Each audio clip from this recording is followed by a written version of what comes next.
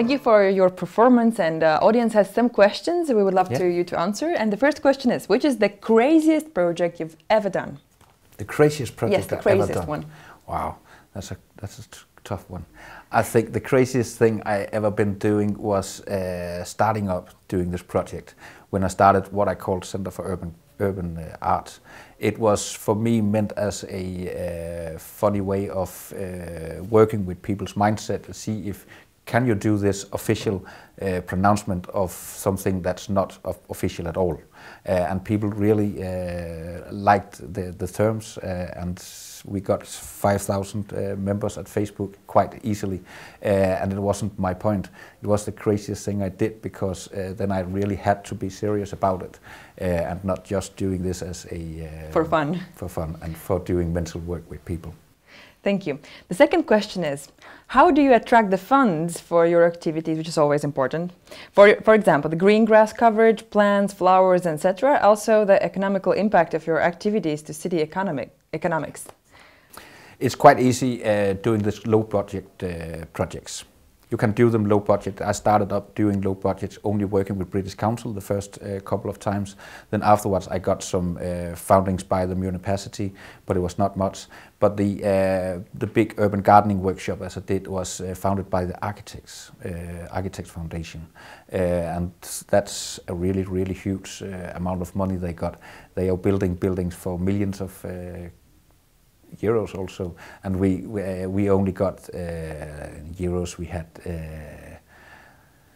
let me see, 300 euros for doing this. No, that's not 3,000 euros for doing this, and it was so easy getting this kind of money when you are finding it in other ways. The economic impact is quite difficult to read, because the impact is not defined from the money you get. It is defined from the branding effect the city gets itself. And attracts tourists. And attract tourists. And it is. And then when I'm doing this as a marketing, sometimes I'm doing it for companies.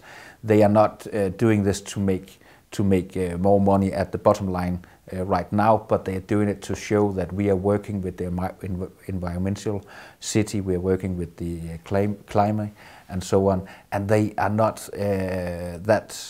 for them it's not that important that it has an economic benefit right now. It is more in the long future. Term. Yeah.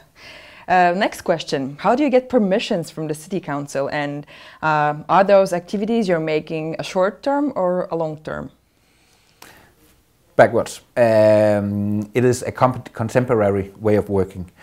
Most of it is there for half a season for the summer period. Some of it is... So it's short time? It is short time. It is meant to be short time because then you can do a lot of different things.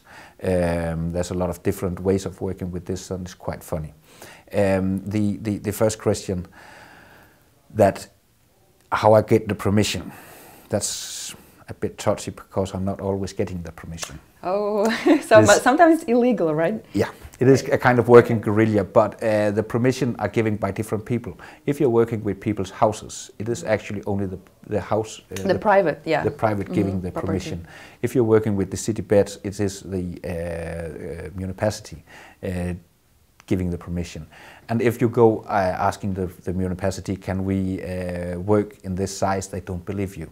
Mm-hmm. So they gave me permission for doing everything, and they didn't believe that we could do 300 squares of green installations. So they were surprised. So you would say that maybe it's common sense that sometimes you ask permission, sometimes you don't. So it's kind of common sense how you do things.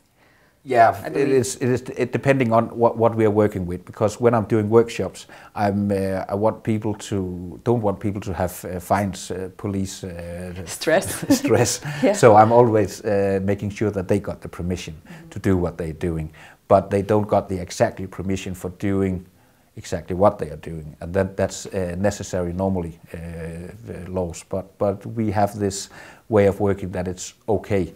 And then I got this gentleman agreement with the municipality that if there's any problem, they will contact me and we will remove it immediately. Great.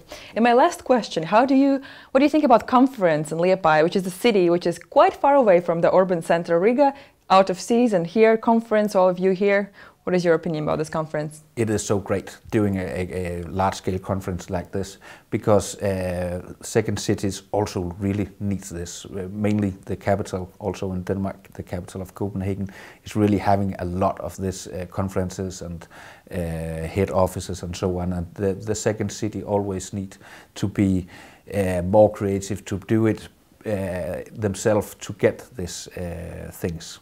And we don't get ourselves, so I think it's really great you're doing it. Thank you for coming to Latvia. Thank you for coming to Liepāja, Thank to you. the second city, Thank you. and wish you luck in the future works and wish you success. Thank you. Thank you.